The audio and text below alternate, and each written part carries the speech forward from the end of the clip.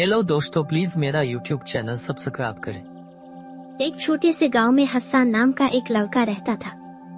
हसन बहुत ज़हीन और मेहनती था, लेकिन इसके दिल में हमेशा ये ख्याल आता कि वो दूसरों से कमतर है।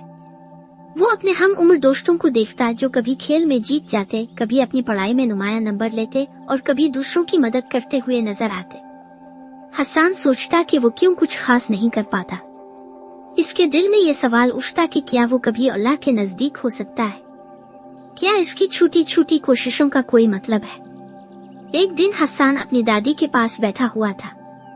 इसका दिल उदास था और उसकी आंखों में सवालों की झलक थी। दादी ने इसकी उदासी महसूस की और उससे पूछा, बेटा तुम्हें क्या परेशानी है? क्यों तुम्हारा चेहरा मुरझाया हुआ है? हसन ने जवाब दिया, दादी मैं चाहता हूँ कि मैं भी अल्लाह के करीब हो जाऊं, लेकिन मेरे पास कोई खास सलाहियत नहीं है। मैं न किसी में अव्वल आता हूँ, न कोई बड़ा काम कर सकता। मैं दूसरों की तरह बड़ा दिल भी नहीं रखता। क्या मेरी कोशिशें अल्लाह के नजदीक कीमती हो सकती है?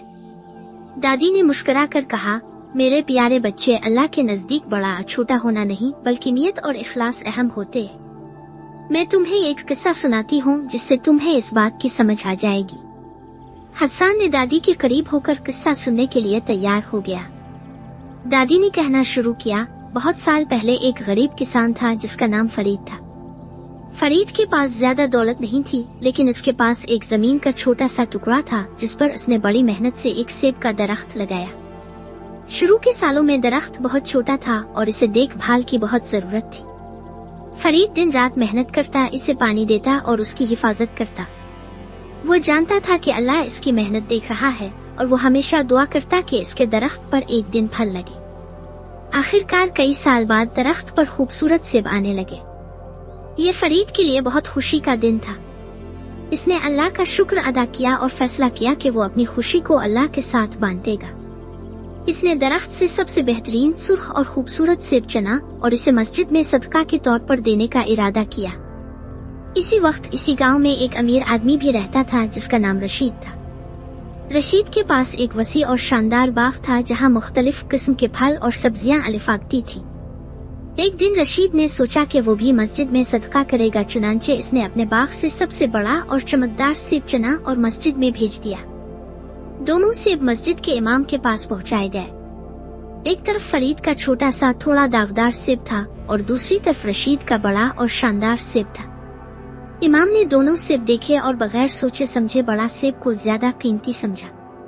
लेकिन अल्लाह की नजर दिलों पर होती है। अल्लाह को मालूम था कि फरीद ने कितनी मेहनत और इखलास के साथ ये सेब दिया था। वो गरीब था लेकिन इसका दिल बड़ा था और उसकी नीयत खालिस थी।